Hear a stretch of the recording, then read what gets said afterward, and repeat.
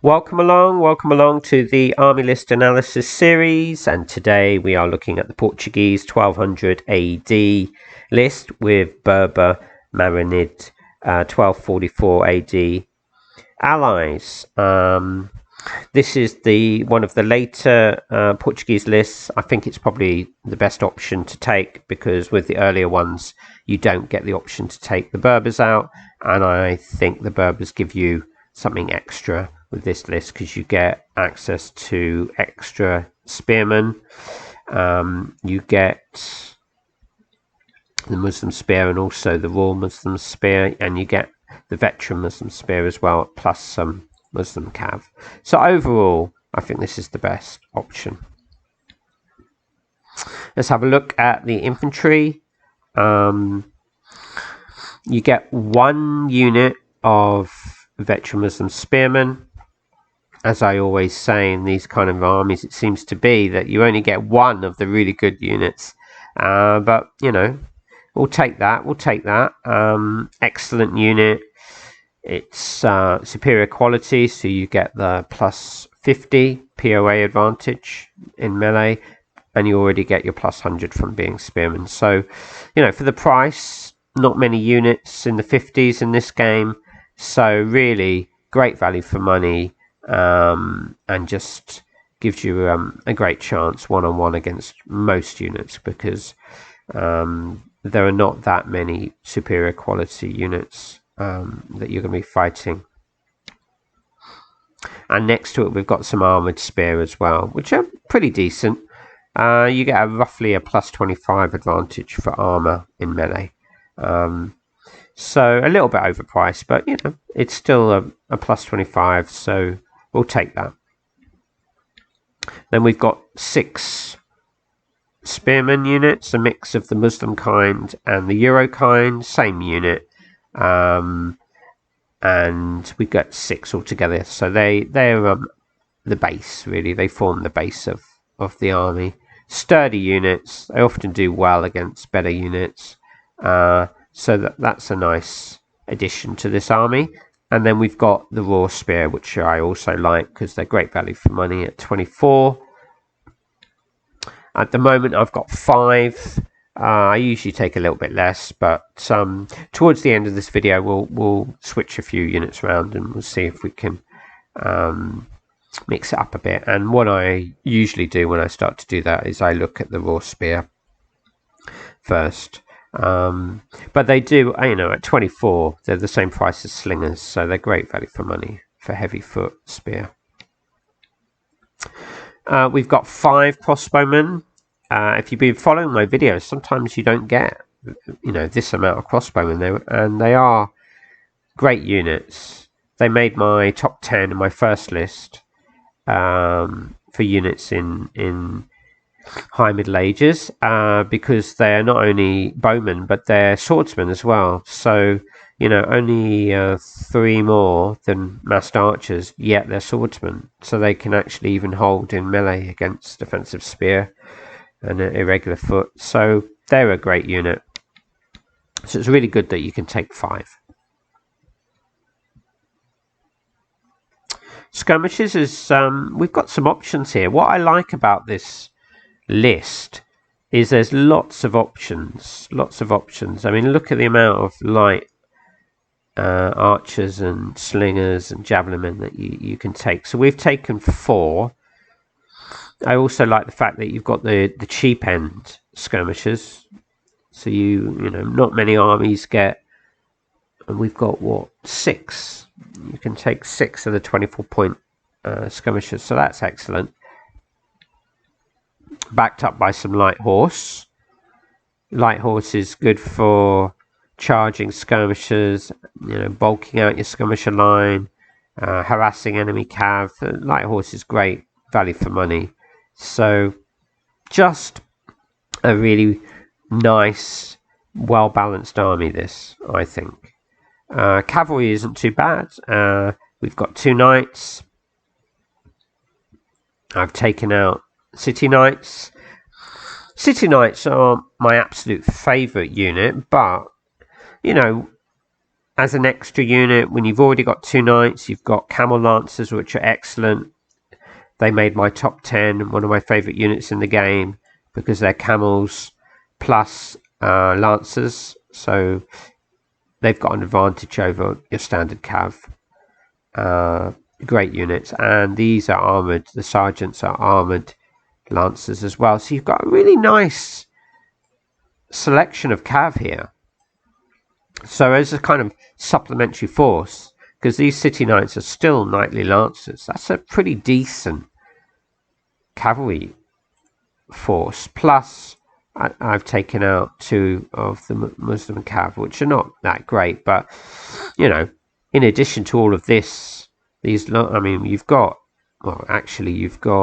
6 great lancer units here. So it's pretty good. It's pretty good. I really like this army. You know, if you compare it to some of the armies we've just been looking at, the English, they didn't have that much cavalry, and they didn't have a lot of crossbowmen, didn't have light horse or that much skirmishers. So, you know, you've got the option here to take out a little bit more if you wanted extra cav.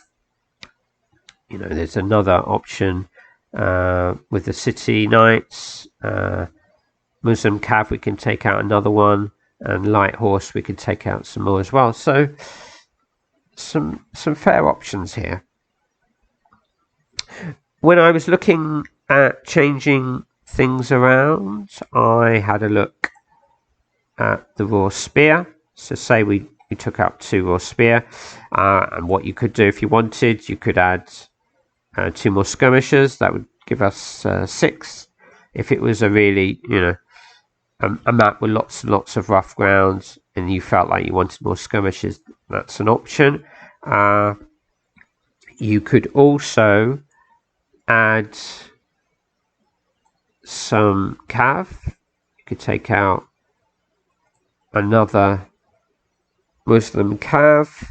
We could change one of the light archers to massed archers, and we've got 10 left. We could maybe switch one of the raw spear to, say, irregular foot. So, you know, there's a fair few options. We've taken out another cav unit, switched some light archers to massed archers,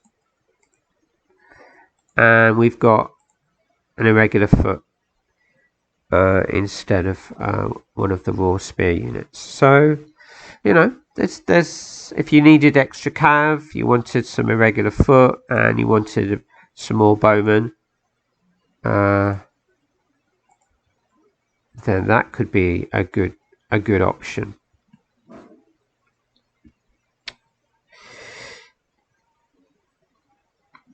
You could also let's just take this out. So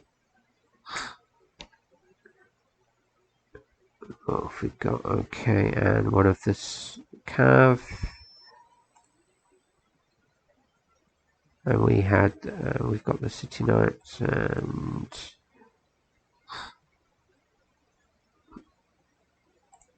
let's just add these guys again.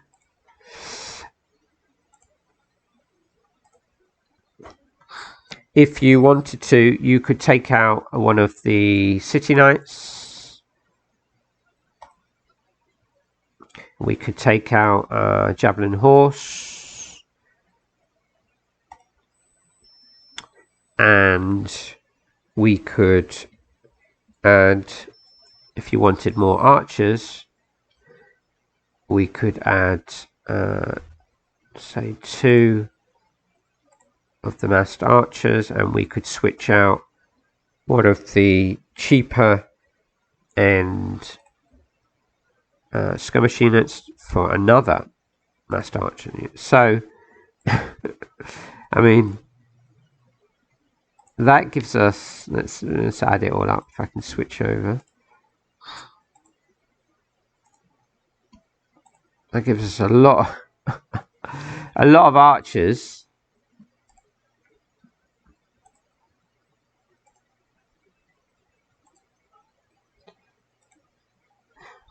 So we've got altogether 8 archer units. We've still got 5 war spear. We've still got our veteran spear and armored spear. And we've still got our 6 spearmen. So we've just lost the city knights and one of the light horse. So probably this kind of build is closer to what most people would take. I would say, because archers are always useful. You've got some fairly decent cav already. So, and you've got a fair bit of infantry. So, yeah, there's options. I think one of the plus points of this list is lots of flexibility, as I've just shown you. Really well balanced army, decent cav, decent infantry, decent amount of archers, and a good amount of crossbowmen. So I really quite like this list. In the league, when you're choosing your armies, you always send in 4 choices, and going from what I've been looking at in this series, this would make my list. I don't know if it would be number 1 or number 2, but it would be in my 4, because, as I've said before, I just like balance. I like options, and some of the armies we've looked at, there weren't that many options. So options and flexibility just give you more chances to win on different kinds of maps. I mean, you've even got I think it's 3, with the irregular foot. So you could take out some raw spear and add irregular foot to help your bowmen. Maybe if you want to put your bowmen on rough ground, you could take out some more irregular foot. So we've got one in here. We could just take out a couple and maybe take out. It's just. I think one of the reasons there's so much flexibility is because you've just got so many units. You've got the cheap skirmishers, you've got your standard skirmishers, you've got raw spear, you've got irregular, you've got a lot of light horse, and the cheaper end cav. So that just means it's easier to switch things around. So that's a really great advantage for this army. What would I give it? I think about a B+. About a B+, and it might go higher. I mean, I might try this army out and see how it is. But I think about a B+. I mean, the newer armies have mixed bow with armor, like the Paviciers and the Scutatori. So they're going to do better than your crossbowmen. But there are a lot of armies that don't have the mixed bow units. So, you can probably hold your own. And you've got, in this build, I've got about 8 bow units, which is, going to give you number and, numerical advantage. And a decent amount of cav and lancers. So, yeah, I think this is a good army. It's a good army. Let's keep our eyes on it. Portuguese 1200s. Probably they're going to do quite well, I'd say. There's not a lot of weaknesses, because you can take extra cav if you wanted it. So you could take out some bow, take out raw spear, and just add to your cav if it was open plains and the army you were facing didn't have a lot of cav. Maybe you'd want to take advantage of that, so you can do it. So really, really well balanced, flexible army. B+ from me. If you're playing with it, let us know how you're doing. If you're playing against it, let us know how you're doing. But this is one of the better armies for me so far. Thanks a lot for watching and see you again soon.